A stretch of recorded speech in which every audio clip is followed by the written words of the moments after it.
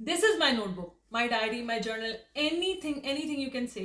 लेकिन ये है वो जिसने मेरी लाइफ को सॉर्ट करने में बहुत बड़ा रोल अदा किया है, जिसने मेरे लाइफ को इंटेक्ट करने में, मेरे माइंड को क्लियर करने में बहुत बड़ा रोल अदा किया है, जिसने लाइफ को सिंपलर बनाने में बहुत बड़ा रोल अदा किया है। मैं हमेशा कहती हूँ कि अल्लाह ताला से दुआ मांगो और दुआ मांगने के बाद अपने काम करो। दुआ मांगने के बाद यानी फजर या तहज्जुद के बाद मैं सबसे पहले जो लेकर बैठती हूँ वो इसको लेकर बैठती हूँ। ये मेरी वो दोस्त है जो ना मुझे टोकती है, ना मुझे रोकती है, ना मुझे मशवरे देती है बिला वजह के, जब मुझे नहीं चाहिए, जब मुझे सिर्फ ये चाहिए कि कोई मेरी सुन ले, तो वो ये है। मैं बता रही हूँ जो सबसे इंपॉर्टेंट चीज़ है ना, वो लाइफ को चेंज कर देने वाली। जब से मैंने ये रिलीजियसली करना शुरू किया है ना, life has change, completely change, transformed. अब ये नहीं है कि खुद, अब ऐसा भी नहीं मैं कह रही हूँ कि अभी तुम गड्ढे में हो तो एक पेज लिखने के बाद तुम आसमान पे चढ़ जाओगे, ऐसा नहीं होता। ऑब्वियसली ऐसा नहीं होता।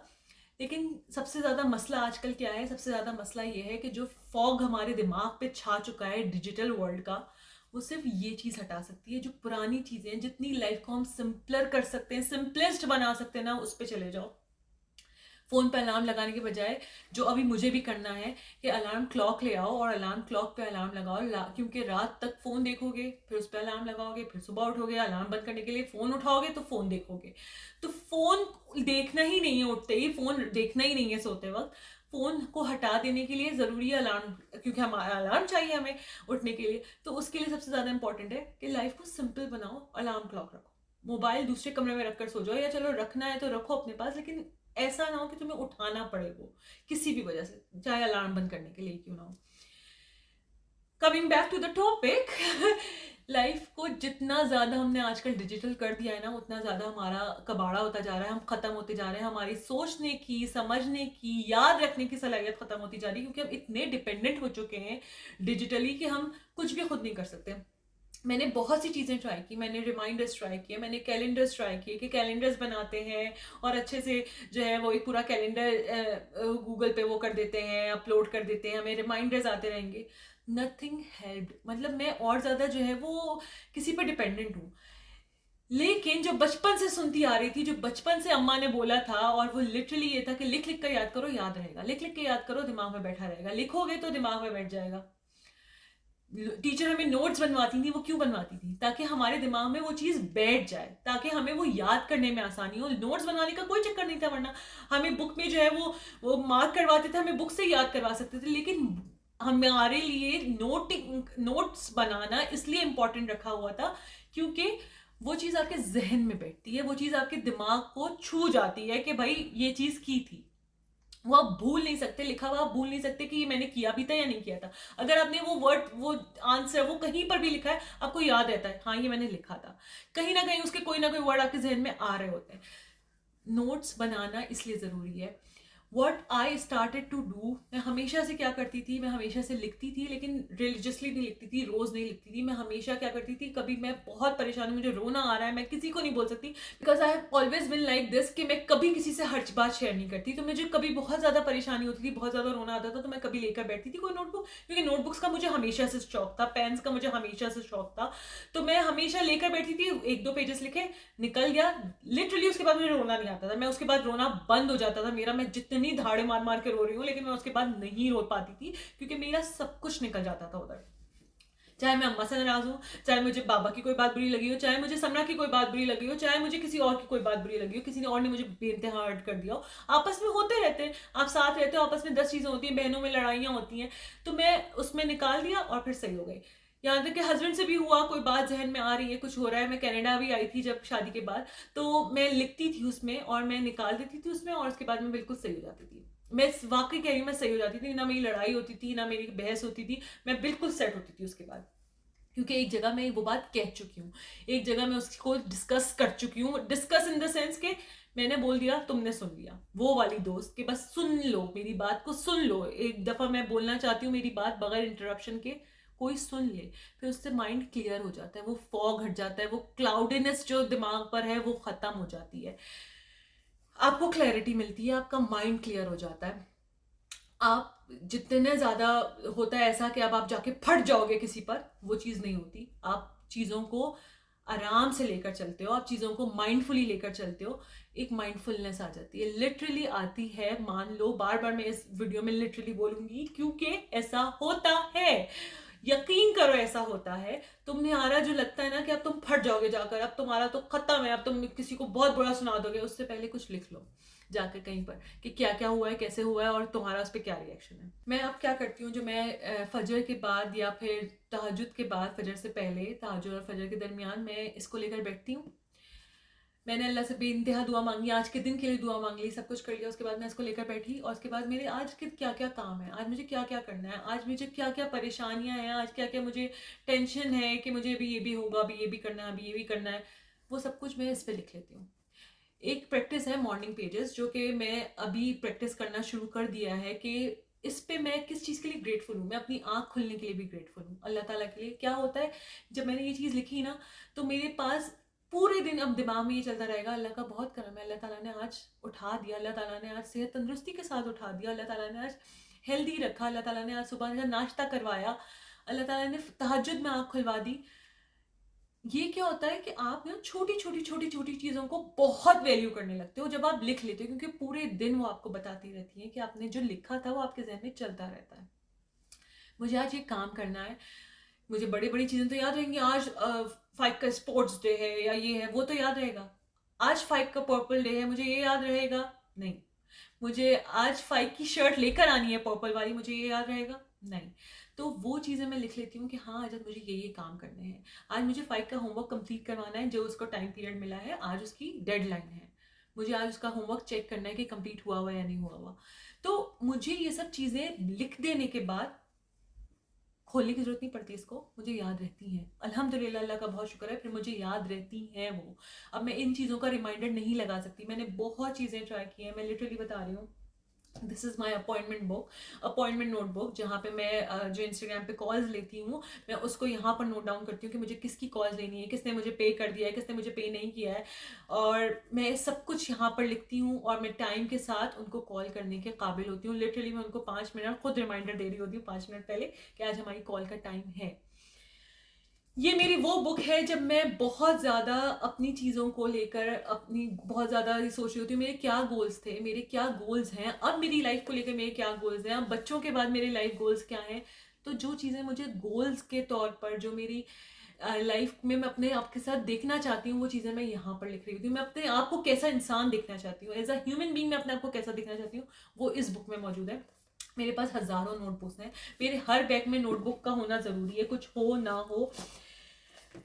नहीं, मैं सब कुछ पिटारा अपना पाकिस्तान से भी उठा के लेकर आई थी, क्योंकि हमें सबसे ज़्यादा डर होता है हमारी कोई चीज़ें कोई पढ़ ना ले। अब मुझे ये डर नहीं है कि कोई कुछ पढ़ ले, मेरी लाइफ है, मैं कुछ भी लिख सकती हूँ, मैं अपनी लाइफ के बारे में कुछ भी लिख सकती हूँ। क्या कर लोगे तुम इसके बारे में, तुम इस्तेमाल तो कर नहीं सकते इसको, क्या कर लोगे तुम इसको। जो लिख मेरे जहन में आता है मैं वो लिखती हूँ। मुझे सिर्फ अल्लाह का डर है, क्योंकि अब मुझे और किसी इंसान का डर नहीं है कि कोई क्या सोचेगा, क्या बोलेगा, क्या देख लेगा। नहीं, अगर मुझे कोई चीज़ सही लग रही है, मैंने अल्लाह से दुआ मांगी है, मैंने अल्लाह से मदद मांगी, मैंने अल्लाह से मशवरा किया है, तो मैं वो करूँगी इंशाल्लाह ताला।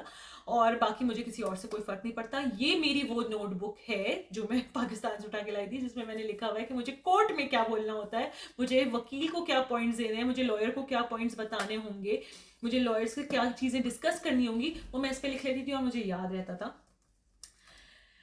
हाय हाय। और ये मेरी वो है जब मैं पाकिस्तान में एज अ डायरीज को लिखा करती थी, और ये मेरी बहुत इंपॉर्टेंट चीज़ थी, क्योंकि मैं नहीं चाह रही थी ये कोई भी पढ़े, क्योंकि मैं बहुत इसमें रोई हूँ लिखते हुए, मैं बहुत ज़्यादा परेशान हुई हूँ, इसमें लिटरली मेरे आंसू भी हैं। तो मैं नहीं चाहती थी कि मैं इसको छोड़ के आऊँ, इससे मेरी इमोशनल कनेक्टिविटी बहुत थी, क्योंकि मैं इसमें सब कुछ लिखती थी कि मैं क्या क्या फील करती हूँ, क्या क्या मैं परेशान हूँ, क्या क्या चीज़ें हैं इसमें। मेरी क्योंकि एक वो जो है वो ये वाली है, वो एक जिसमें मैं अपना पूरा कंटेंट लिखती हूँ, क्या आइडियाज़ हैं, क्या पॉइंटर्स हैं, मैं ये लिखती हूँ, उसके बाद मैं छोड़ देती हूँ। उसके बाद मुझे इसको खोलने की दोबारा ज़रूरत नहीं पड़ती कि मुझे रिकॉल करना है कि मुझे क्या बोलना है, मैं वीडियो में बोलती चली जाती हूँ। मेरे क्या टॉपिक्स होने चाहिए, मेरे रील्स के क्या टॉपिक्स होने चाहिए, वो सब कुछ इसमें है। मुझे पेंसिल से लिखना बहुत पसंद है, मैं ये सब कुछ लिखती हूँ और उसके बाद मैं इसको खोलती ही नहीं हूँ। जब मुझे वीडियो बनानी होती है, मुझे वो चीज़ें याद रहती हैं अल्हम्दुलिल्लाह। इसको लिखने का फ़ायदा ये मैं आपको बता सकती हूँ। Same goes for this one, ये ख़त्म हो गई है तो मैंने अभी इस पर लिखना शुरू कर दिया है। लेकिन ये वो सब कुछ है कि मेरे लिए बहुत ज़्यादा इम्पॉर्टेंट है लिखना। आपकी डिसीजन मेकिंग में हेल्प करता है। आपको मुझे समझ में नहीं आ रहा होता कि कौन सा क्या डिसीजन लेना चाहिए, कब कैसे चीज़ों को लेकर चलना चाहिए। अकेले आपको बहुत सी चीज़ें करनी होती है, तो बहुत सी चीज़ें समझ नहीं आ रही होती हैं, बच्चों से रिलेटेड, अपने से रिलेटेड। मैं हर चीज़ की प्रोज एंड कॉन्स की लिस्ट बना लेती हूँ। ये फ़ायदे हैं, ये नुकसान हैं, ये नुकसान हो सकते हैं। जब मैं आ भी रही थी कनाडा अबू बकर के टाइम पे डिलीवरी के लिए, तो ज़ाहिर है हमारा कॉन्टैक्ट नहीं हो पा रहा था। मैं उस वक्त उनके अब्बा से कॉन्टैक्ट नहीं हो पा रहा था, तो मैं क्या फैसला करूँ क्या नहीं करूँ मुझे बिल्कुल समझ नहीं आ रहा था। मैंने प्रोज एंड कॉन्स की लिस्ट बनाई, तो कॉन्स में मैंने वाकई ये लिखा था कि सेपरेशन बहुत लंबी हो सकती है, बातचीत बिल्कुल बंद हो सकती है, कोई ताल्लुक ना हो। डिवोर्स तक मैं नहीं गई थी, मैं बहुत ज़्यादा इस चीज़ पर थी नहीं कि डिवोर्स भी हो जाएगी इतनी सी बात पर। लेकिन मैंने प्रोज में मेरे सारे बच्चे की भलाई, बच्चे का इलाज, बच्चे की बेटरमेंट के बारे में सब कुछ लिखा हुआ था, और मैं माँ की तरह ही ज़्यादा सोच रही थी। फिर मुझे फिर भी समझ नहीं आया, क्योंकि मेरे लिए वो सेपरेशन वाला भी अच्छी चीज़ नहीं थी। ज़ाहिर है किसी के लिए भी नहीं होती, किसी भी रिश्ते में नहीं होती। तो मैंने सोचा था फिर मैं इस्तिखारा करूँगी, इस्तिखारा किया था, फिर मैंने फैसला किया था। लेकिन मैं हमेशा जब भी मैं दिमाग में 10 चीज़ें चल रही हूँ, तो मैं पेपर पे लिख कर उसको कर देती हूँ। मेरा दिमाग सॉर्ट कर देता है उस चीज़ को कि हाँ, ये हो सकता है, ये हो सकता है, कहाँ तक बात जा सकती है, कैसे कितनी बुरी हो सकती है, ये रिस्क ले सकते हैं, नहीं ले सकते हैं। तो बहुत ज़्यादा हेल्प हो जाती है उस चीज़ में। तुम लिखोगे ना, तुम बहुत परेशान हो, मैं कभी-कभी इस तरह भी करती हूँ, जैसे मैं अल्लाह से बात कर रही हूँ, मैं अल्लाह ताला से बातें कर रही हूँ, और मैं अल्लाह ताला को बता रही हूँ, और मैं अल्लाह ताला से सवाल कर रही हूँ, अल्लाह ताला ऐसा क्यों? अल्लाह ताला ऐसा क्यों हो रहा है? कभी-कभी मुझे कुछ समझ नहीं आता, मैं क्या लिखूँ, क्या नहीं, तो मैं इस पे यही लिखती हूँ, यही लाइन होती है कि मुझे समझ में नहीं आ रहा मैं क्या लिखूँ? मुझे समझ में नहीं आ रहा आज मैं क्या बोलूँ? आपको रोना आ रहा है ना, आपके दिमाग में चल रहा है यार मैंने ये बात बोली, उसको आगे से उसने मुझे ये बात बोल दी, फिर मैंने उसको आगे से ये जवाब दिया। आप ये भी इस तरह भी लिख सकते हो। आप अपनी बात बताओ, जैसे आप नॉर्मल लोगों को बताते हो, आप अपनी बात बताओ।